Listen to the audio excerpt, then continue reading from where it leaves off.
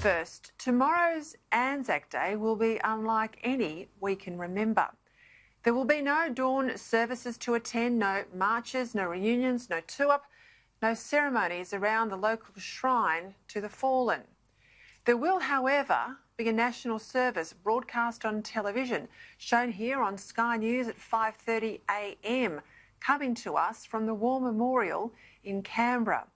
And when it concludes at 6, all of us are encouraged to light a candle in a window or stand on our veranda or at the end of our driveway as a public show of support for our armed services, for those who have worn our nation's uniform in the past, for those who wear it today, and lest we forget, for those who died wearing it.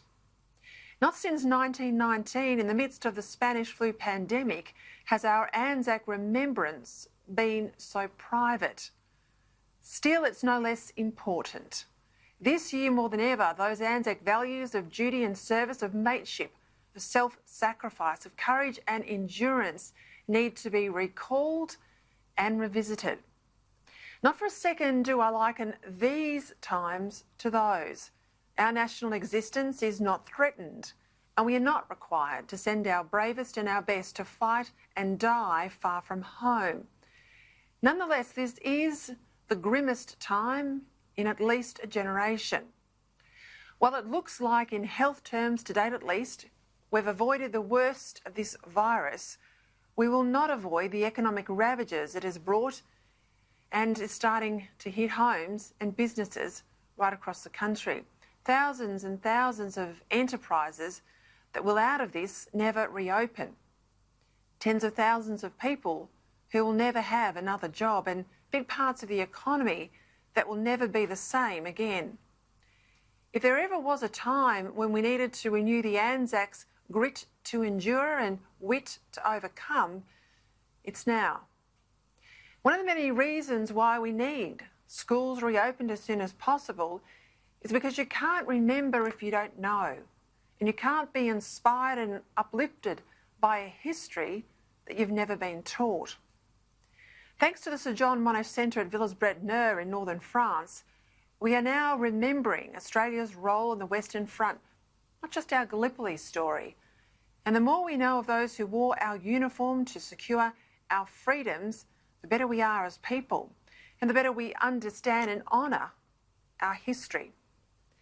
But we need to remember all of the rest of it too, from the high plains of South Africa, the groves of Palestine, the deserts of Egypt, the jungles of New Guinea, the mountains of Korea, the swamps of Vietnam, East Timor, the more recent struggles in Iraq and Afghanistan, as well as all the seas and the skies where Australians have done their bit and more for justice and freedom. On Anzac Day each year, I think of my grandfather. He would have been 99 years of age this year, wounded with the army in New Guinea. And while as young children we dressed up in his old khaki uniforms, he never spoke of what he saw, and Anzac Day was always a day of quiet reflection for him. My great-grandfather, I think of him too on Anzac Day. He was shipped over to the Western Front towards the end of the Great War. Desperate to sign up, he was given permission by his father to enlist underage. I've seen the handwritten comments in his war papers from my great-great-grandfather saying, "I can hardly stop him," he said, given his 5 brothers are already over there. Every time I think of that, I think of my great-great-grandmother. All 6 sons in harm's way, fighting for their lives and our liberty on foreign soil. And here am I, complaining about a bit of social isolation. They left their homes, putting their lives on the line to save lives, and me, well, I just have to stay home in the safety of my house to save lives here in this virus crisis. It puts it all into a bit of perspective, doesn't it? Tomorrow, we should all do something to remember our heroes, those no longer with us, and those standing up for Australia's values today and wearing our country's uniform. Even if you find just a moment to pause and reflect, to remember them is the very least we can do, lest we forget.